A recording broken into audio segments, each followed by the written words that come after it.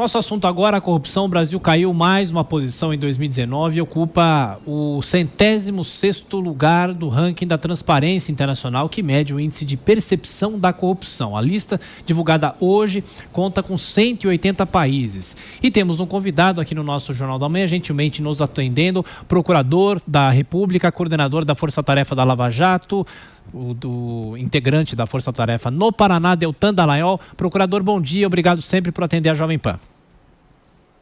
Bom dia, Tiago, Kalina, ouvintes da Jovem Pan, uma alegria mais uma vez estar com vocês. Bom, claro que temos outros assuntos aqui no nosso estúdio, nós já estamos discutindo já há um bom tempo, mas primeiro falando sobre esse ranking da corrupção.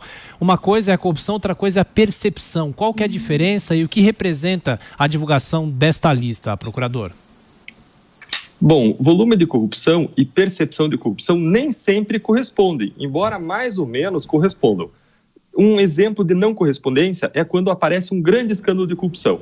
Quando aparece um grande escândalo de corrupção que é reprimido, que é punido pelo judiciário, tende a aumentar naquele país a percepção de corrupção, porque a corrupção podia estar escondida e ninguém estava vendo.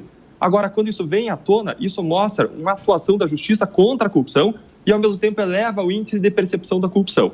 Agora, no longo prazo, em países que reprimem a corrupção de modo consistente, esse índice volta a baixar. Depois de subir, ele volta a baixar porque a sociedade vê que a corrupção não está mais compensando naquele país, que a corrupção vem diminuindo. Agora, no Brasil, não é isso que aconteceu. Depois da Lava Jato, o índice aumentou, o que era de se esperar, porque as pessoas viram que tinha uma grande corrupção antes oculta, mas o índice não caiu. Pelo contrário, a gente viu um grande salto do índice no governo do presidente Temer. A minha percepção sobre o índice é que a sociedade naquele momento viu que mesmo depois da Lava Jato, a corrupção não estava diminuindo. Viu aquela corridinha com mala na pizzaria, viu crimes continuando a ser cometidos e percebeu que é preciso avanços mais consistentes contra a corrupção. E como esses avanços sistêmicos não vieram, e pelo contrário, em 2019, especialmente, vieram graves retrocessos, é claro que a percepção da corrupção do país vai piorar.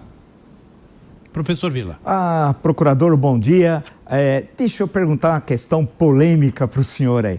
A questão do site The Intercept Brasil e o episódio do Ministério, um procurador do Ministério Público Federal denunciou o jornalista, aqui nós já chamamos no Brasil informalmente de Glenn, porque nós já usamos o prenome, e em relação a aqueles vazamentos, etc, etc, etc. Em resumo, a questão que eu coloco para o senhor é o seguinte: o senhor concorda ou não com esse indiciamento? E a pergunta que eu faço, legalmente, como é que o senhor responderia àqueles que dizem como é possível indiciar alguém que não foi investigado e que não foi ouvido? E só um minuto, procurador. O jornalista Glenn Greenwald pediu agora cedo que a Justiça rejeite a denúncia apresentada contra ele pelo Ministério Público Federal. Pode responder, procurador. Bom dia, professor Villa. A sua questão, na verdade, são duas questões. A primeira sobre a pertinência ou não da atuação. Essa questão eu não vou responder porque nós estamos em uma posição muito peculiar. Além dele ser um colega nosso que está atuando num caso concreto, nós somos vítimas desse caso. Então, eu entendo que a minha manifestação nesse caso não é adequada. Agora, em relação à sua segunda questão, posso sim responder porque é uma questão estritamente técnica. Quando a polícia não investiga, não indicia alguém, pode o Ministério Público, com base em provas autônomas, elaborar e oferecer uma denúncia?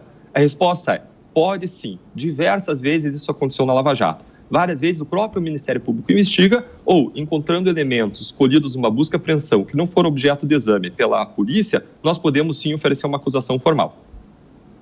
Agora, Rodrigo Constantino, no Jornal da Manhã, pergunta para o procurador Deltan Dallagnol. Constantino.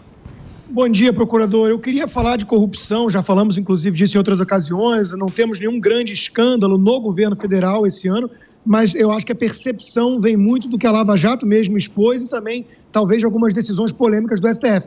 Mas eu quero aproveitar aí o gancho para perguntar para o senhor a sua opinião sobre a decisão do ministro Fux e essa questão toda do juiz de garantias que acabou de gerar uma polêmica agora aqui mais cedo. Bom dia, Rodrigo. Rodrigo, eu concordo com você que essa percepção de corrupção vem não só da revelação do grande esquema, mas ela já devia ter diminuído. Vem sim de retrocessos que a gente viu. Talvez o principal retrocesso no ano passado foi a decisão do Supremo Tribunal Federal que proibiu a execução da pena em segunda instância. Mas não foi o único problema. A gente teve também uma lei que veio e mudou a colaboração premiada, tornando ela muito mais difícil de acontecer. Além disso, veio a lei de abuso de autoridade que, conjugada com algumas regras do projeto anticrime, deixa a prisão de poderosos muito mais difíceis. Vem ainda uma lei que enfraqueceu a transparência dos partidos e o controle dos gastos partidários e, ao mesmo tempo, se ampliou o fundo eleitoral, esse fundo que agora vai ser pior controlado. Teve também a decisão do Supremo que determinou a remessa para a Justiça Eleitoral de casos de corrupção. Quando existe parte do dinheiro destinada à campanha, existiu também uma decisão do Supremo que permitiu a anulação de casos quando a manifestação do réu delatado não veio depois da manifestação do réu delator e não aplicou essa regra só para o futuro, aplicou para o passado. Ou seja, e teve também aquela suspensão das investigações que tinham informações do COAF, da Receita, ou seja, teve uma série de retrocessos, tanto é que a OCDE, esse importante organismo internacional, mandou uma equipe para o Brasil para analisar esses retrocessos. E é importante frisar que, por retrocessos aqui, eu não estou examinando a intenção de quem fez as leis, de quem emitiu decisões. Eu estou, sim, examinando os efeitos dessas decisões e leis nas investigações e processos contra a corrupção. E quando a gente vai olhar um outro aspecto de mudança, que é esse que você levantou, do juiz das garantias, eu vejo que foi um grande, na minha opinião, respeitando a opinião que o professor Vila manifestou há pouco, eu vejo como um grande retrocesso e um erro do Congresso em razão das circunstâncias particulares do Brasil. Em primeiro lugar, eu vejo como retrocesso porque o estudo do próprio Conselho Nacional de Justiça, em 2010, apontou que era inviável estabelecer isso no Brasil. Inviável por causa do custo excessivo que geraria.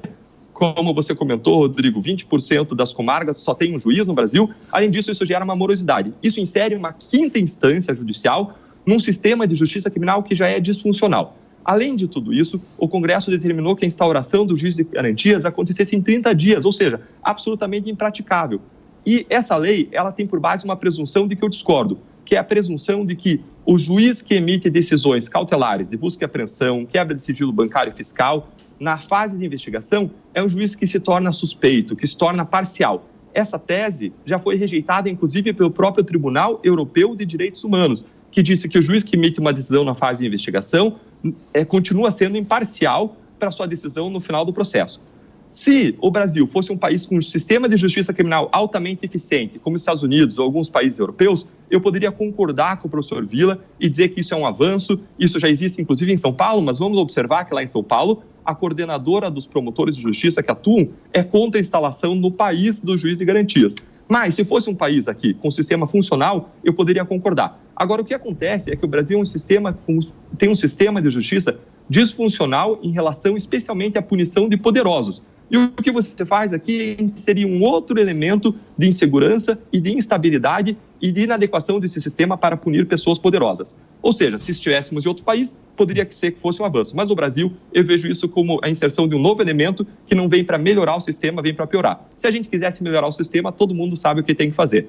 Diminuir morosidade, mudar esses recursos infindáveis morosos. Nós precisaríamos também mudar as regras de prescrição e trazer a execução da pena para a segunda instância. Procurador, é bom sempre conversar com o senhor é rápido no raciocínio, então é bom dar uma boa discussão. Além do trabalho que o senhor desenvolve já há alguns anos. Então, vamos lá. Responda, então, a seguinte questão. Isso no sentido de informar quem nos acompanha, porque, afinal, o nosso papel aqui é apresentar ideias, debatê-las, e quem nos acompanha vai depois ter uma interpretação e uma ação, uma concordância ou não sobre aquilo. O juiz de garantias é usado em vários países democráticos, afinal não é uma jabuticaba, não é uma criação brasileira.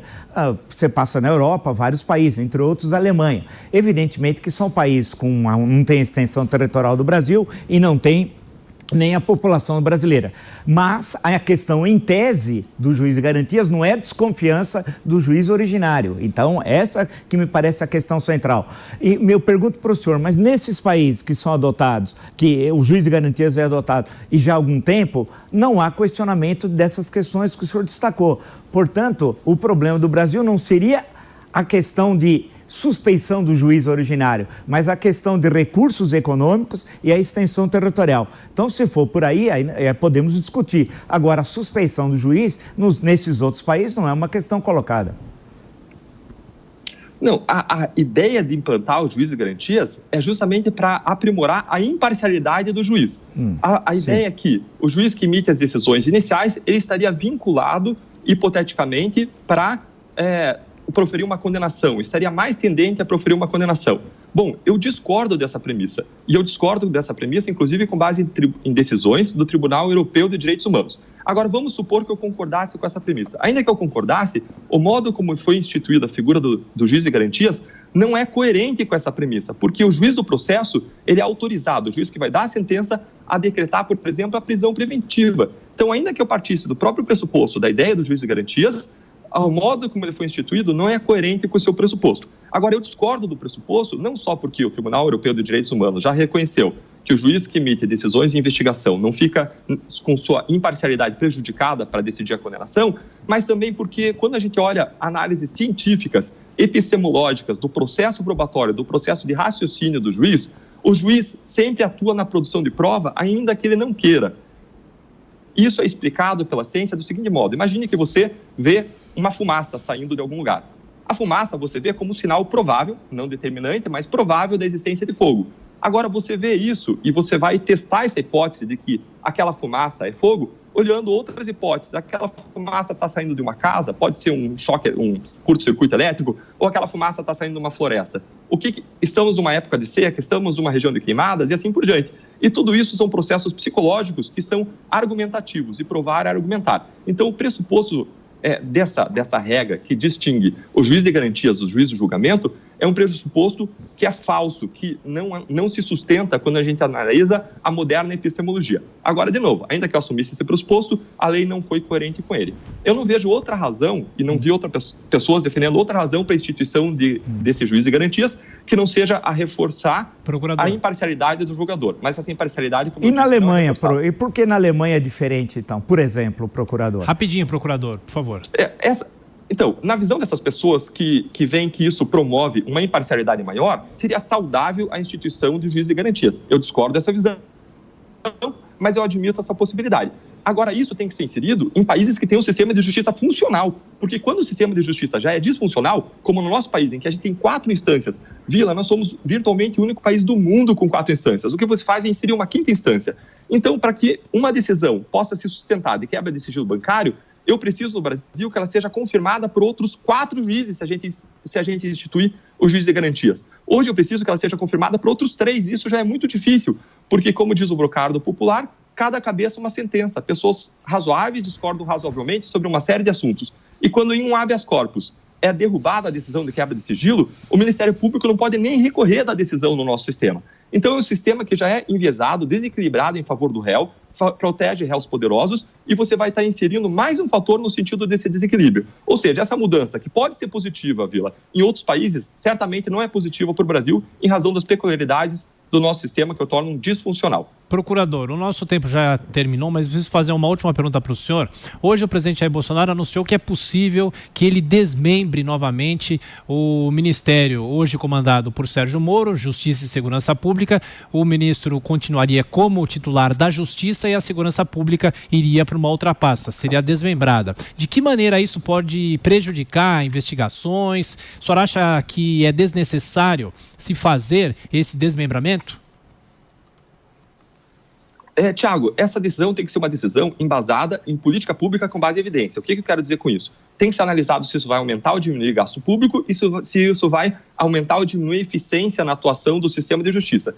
Pelo que eu vi, no último ano, houve uma melhora dos índices de criminalidade. Ou seja, se houve uma eficiência com a união de pastas e se houve uma economia de recursos, eu não vejo razão técnica para esse desmembramento. Mas, de novo, devem ser feitos estudos e essa decisão, em última análise, é política. O que me preocupa é que as pessoas se concentrem em discussões de questões laterais do sistema quando existem questões centrais que precisam ser resolvidas. Quando a gente olha para o nosso sistema de justiça, que produz impunidade como regra em relação a poderosos, existem questões centrais que todo mundo sabe quais são. Diminuição de recursos ou a celeridade da justiça, mudança das regras de prescrição, mudança das regras de nulidade e antecipação da execução da pena para o 2º grau.